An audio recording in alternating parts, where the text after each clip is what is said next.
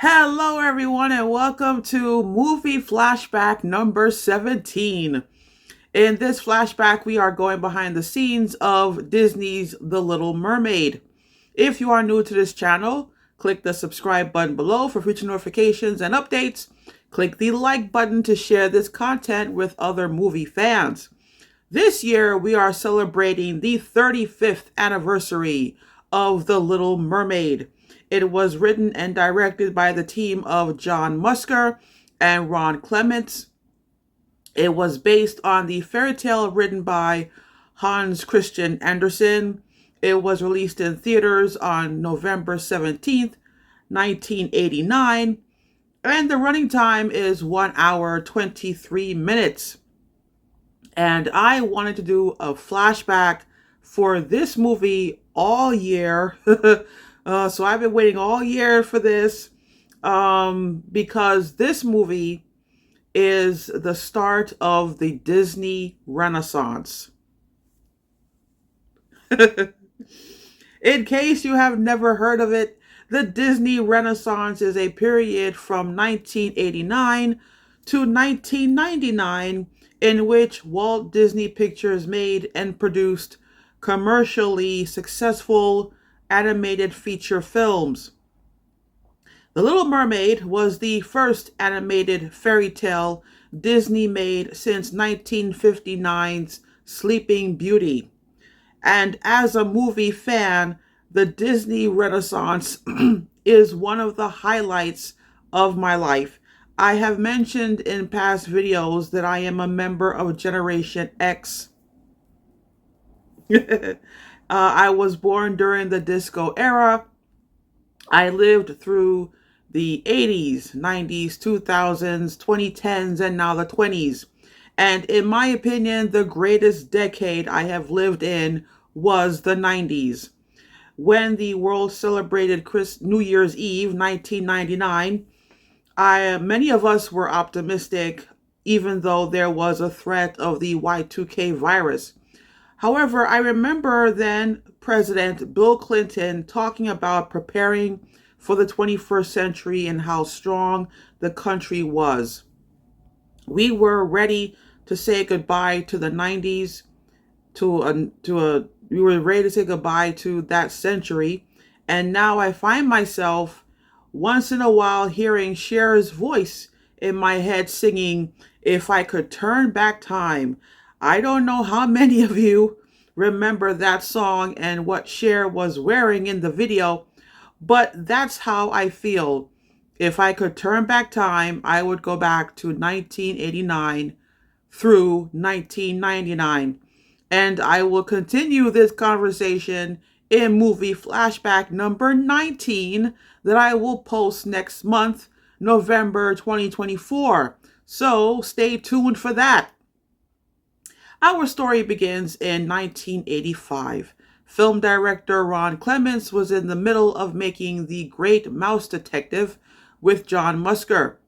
During a trip to the bookstore, Clements found a book of Hans Christian Andersen fairy tales, and he thought The Little Mermaid would make a good movie. So he wrote a 2-page treatment to submit to then Disney chief Jeffrey Katzenberg. At first, Katzenberg said no because the studio was working on a sequel to Splash, a live-action comedy starring Daryl Hannah and Tom Hanks. However, the next day, Katzenberg approved the project. Clements and Musker turned the 2-page treatment into a 20-page script. Then, songwriter Howard Ashman signed on to write the songs for the film. The main animation studio was located in Glendale, California, but the studio opened a new facility in Lake Buena Vista, Florida, near Orlando within the Disney MGM Studios theme park. It was there animators were able to work on Who Framed Roger Rabbit and make The Little Mermaid. The movie was the last Disney film that was made using traditional animation. During this time, animators were making the transition to computer animation. In traditional animation, Every shot in the movie was hand drawn and colored on clear sheets of paper called cells.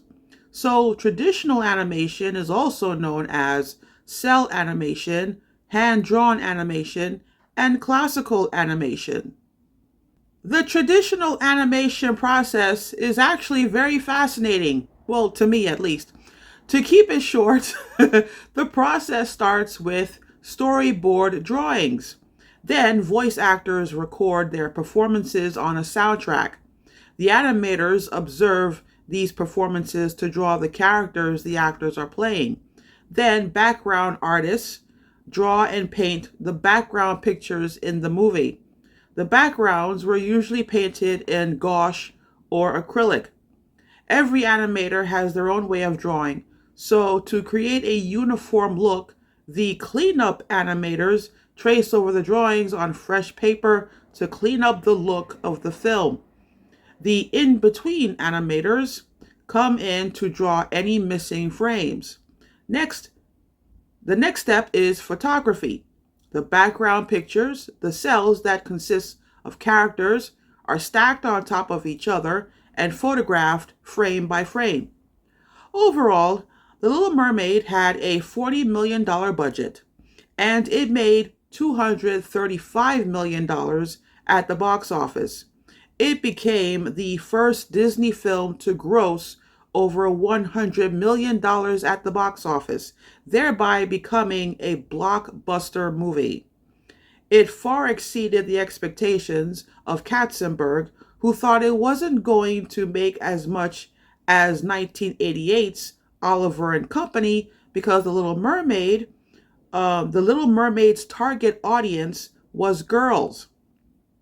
But the critics gave this film high scores due to the animation and the songs. The soundtrack went on to sell 2 million copies, thereby being certified double platinum by the RIAA, aka the Recording Association. Holy Moses. And the film won Oscars for Best Original Score and Best Original Song for Under the Sea. In 2022, the film was selected for preservation in the National Film Registry at the Library of Congress because the film is considered to be, and I quote, culturally, historically, and or aesthetically significant, end quote. Some believe that the movie does not age very well. If you know the story of The Little Mermaid, Ariel gives up her voice to the villain Ursula in exchange for legs so she can meet Prince Eric. Well, some women have an issue with that, and the general consensus is you should not give up your voice for any man. You should not sacrifice a part of yourself for a man. I agree 100%. But this goes back to one of the reasons why I miss the 90s. People were less sensitive back then when it came to certain subjects. When I saw the film for the first time, I was not thinking, oh yeah, this is what I need to do to attract a guy. I thought it was a fairy tale because in real life, there is no octopus lady, and it's impossible for someone to take your vocal cords and literally lock them up with the key. Fairy tales are loaded with symbolism, I know that. The history of fairy tales is a fascinating subject I've read quite a bit about, and most of the popular fairy tales come from a grim reality. But Disney animated films have traditionally been designed to entertain and transport the audience to a place of make-believe. Therefore, in my humble opinion, The Little Mermaid is still a fun movie to watch. And when The Little Mermaid was remade into live action just last year, I too saw it again. And I still love The Little Mermaid. So I propose a toast to the 35th anniversary of The Little Mermaid. Cheers.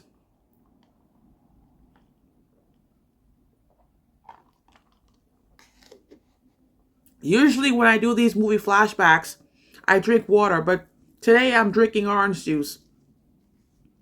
So that is all for today, my friends. I will see you next time with another movie flashback and more movie reviews. Take care.